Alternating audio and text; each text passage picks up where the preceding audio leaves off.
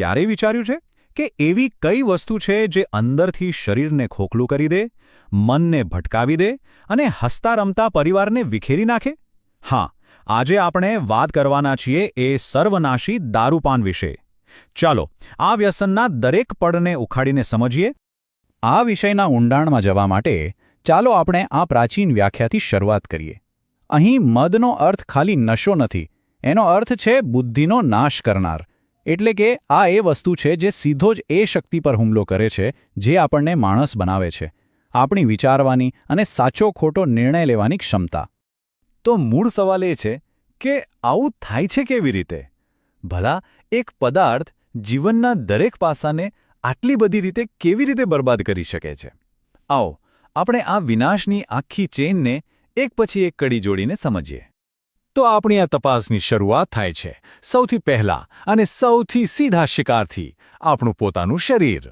જેવી રીતે દારૂ શરીરમાં પ્રવેશે છે એ તરત જ એક હુમલો શરૂ કરી દે છે.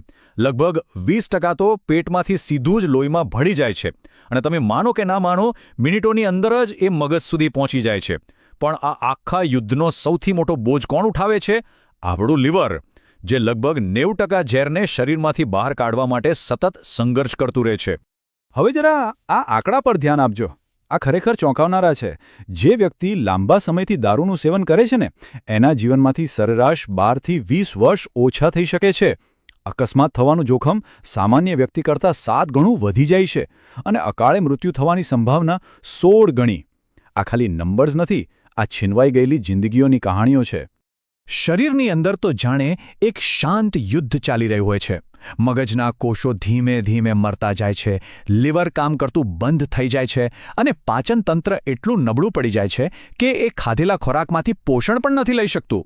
વિટામિન્સની ઉણપને કારણે બેરી અને પેલેગ્રા જેવા રોગો આવે છે અને આખું નર્વસ સિસ્ટમ એટલું કમજોર થઈ જાય છે કે લકવાનું જોખમ પણ વધી જાય છે. આ શરીરનું અંદરથી થતું ધીમું અને પીડાદાયક પતન છે. પણ શારીરિક નુકસાન તો સમજો કે માત્ર શરૂઆત છે. હવે ચાલો એ અદૃશ્ય નુકસાન તરફ જઈએ, જે વ્યક્તિના મન, એની ચેતના અને એની નૈતિકતાને થાય છે. આ એક વાક્ય દારૂની સૌથી ખતરનાક અસરને બહુ સચોટ રીતે સમજાવે છે. એ કહે છે કે દારૂ પહેલાં શરીર પર નહીં, પણ તમારા અસ્તિત્વ પર, તમારા સ્વ પર કબજો કરે છે. તમારો વિવેક, તમારી સાચી ઓળખ, તમારો આત્મા, એ બધાને બહાર ધકેલી દે છે અને એની જગ્યાએ બસ એક ખાલીપણું રહી જાય છે. આપણા બધાની અંદર એક અવાજ હોય છે, બરાબર ને? જેને આપણે અંતરાત્મા કહીએ છીએ, જે આપણને સાચું ખોટું સમજાવે છે. દારૂ બસ આ જ અવાજને દબાવી દે છે, એને ચૂપ કરી દે છે. અને જ્યારે આ અંદરનો અવાજ જ બંધ થઈ જાય, ત્યારે વ્યક્તિ એવા કામો પણ કરી બેસે છે જેનો વિચાર માત્ર પણ એને સ્વસ્થ અવસ્થામાં ધ્રુજાવી દે. જરા આ સરખામણી તો જુઓ. એક તરફ છે સ્વસ્થ મન, જે સ્પષ્ટ નિર્ણયો લે છે, અને બીજી બાજુ છે નશામાં ધૂત મન, જેણે નિર્ણય શક્તિ અને નિયંત્રણ બધું જ ગુમાવી દીધું છે. મનનું આ જ પરિવર્તન આગળ જતા ભયંકર શારીરિક અને સામાજિક વિનાશનો પાયો નાખે છે. અહીંથી વાત હવે ફક્ત એક વ્યક્તિની નથી રહેતી. હવે આપણે જોઈશું કે એક વ્યક્તિની આદત કેવી રીતે વિનાશના મોજા બનીને એના આખા પરિવાર અને સમાજ પર ફરી વળે છે. આ આંકડા આપણને બતાવે છે કે આ આગ આખા સમાજમાં કેવી રીતે ફેલાય છે. દારૂના કારણે ગુનાખોરીમાં 43%નો જંગી વધારો થાય છે. સંબંધો તૂટી જાય છે, જેના કારણે છૂટાછેડાની શક્યતા 8 ગણી વધી જાય છે. રસ્તા પર અકસ્માતનું જોખમ પણ 8 ગણું. અને સૌથી દુઃખદ વાત, આત્મહત્યાનો દર પણ 2.5 ગણો વધી જાય છે. આ એક વ્યક્તિની પસંદગી નથી, આ એક સામાજિક આપત્તિ છે. અને સૌથી મોટી કરુણતાની વાત તો એ છે કે પૈસા, સમય અને શક્તિ, જેનો ઉપયોગ કોઈ સારા કામમાં, પરિવારને આગળ વધારવામાં થવો જોઈએ, એ બધું જ આ વિનાશક આદત પાછળ બરબાદ થઈ જાય છે. પરિવારનું પોષણ કરવાને બદલે એ પરિવારને તોડવામાં વપરાય છે. જુઓ, આજનું વિજ્ઞાન અને સમાજશાસ્ત્ર જે વાત કહી રહ્યું છે, એના વિશે હજારો વર્ષો પહેલાં આપણા શાસ્ત્રોએ એકદમ સ્પષ્ટ ચેતવણી આપી દીધી હતી. મનુસ્મૃતિનો આ શ્લોક બિલકુલ સ્પષ્ટ છે. એ કહે છે, સુરા એટલે કે દારૂ એ અનાજનો મળ છે, એટલે કે કચરો અથવા ગંદકી, અને આ બી વસ્તુ પાપ બરાબર છે. આથી જ સમાજનું નેતૃત્વ કરનારા લોકો માટે તો એનું સેવન સખત રીતે વર્જિત હતું. અને એવું પણ નથી કે કોઈ એક જ પ્રકારના દારૂ પર પ્રતિબંધ હતો. એ સમયે જે 3 મુખ્ય પ્રકારના દારૂ બનતા હતા, ગોળમાંથી બનતી ગૌડી, ચોઠામાંથી બનતી પેસ્ટી અને મહુડાના ફૂલોમાંથી બનતી માધવી, આ બધાના સેવન પર સ્પષ્ટપણે પ્રતિબંધ હતો. તો આપણે શારીરિક, માનસિક, સામાજિક અને આધ્યાત્મિક દરેક પાસાને જોયા. ચાલો હવે આ બધી કડીઓને જોડીને અંતિમ નિષ્કર્ષ પર આવીએ. આ સમસ્યા આપણાથી કેટલી નજીક છે, જરા આ આંકડો જુઓ. ભારતમાં દર 100માંથી 15 લોકો દારૂનું સેવન કરે છે.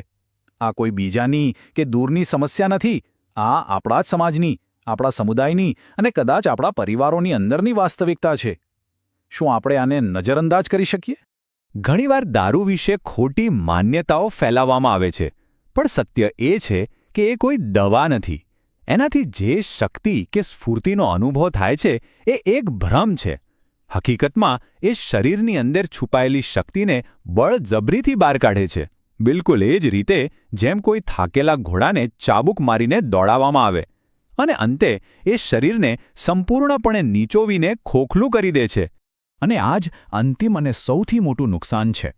માણસની અસલી તાકાત શું છે? એની વિવેક બુદ્ધિ, વિચારવાની, સમજવાની અને સાચા ખોટાનો ભેદ પારખવાની શક્તિ. દારૂ બરાબર આ જ શક્તિના મૂળ પર ઘા કરે છે. અને જ્યારે વિવેક જ નાશ પામે ત્યારે મનુષ્ય અને પશુ વચ્ચે કોઈ ફરક રહેતો નથી. તો આ સમગ્ર ચર્ચાનો સાર એકદમ સ્પષ્ટ અને સરળ છે. દારૂથી દૂર રહેવું એ કોઈ ત્યાગ નથી, પણ એ જીવનની શ્રેષ્ઠ વસ્તુઓને અપનાવવાનો નિર્ણય છે. તે શારીરિક સ્વાસ્થ્ય, માનસિક શાંતિ અને સાચી આધ્યાત્મિક ચેતના તરફ જવાનો રસ્તો પસંદ કરવા બરાબર છે. આ ગહન જાણકારી અને વિશ્લેષણનો મૂળ સ્ત્રોત યુગ ઋષિ પંડિત શ્રીરામ શર્મા આચાર્યજી દ્વારા લખેલું પુસ્તક સર્વનાશી મદ્યપાન છે. આ વિષય પર ધ્યાન આપવા બદલ આપ સૌનો આભાર.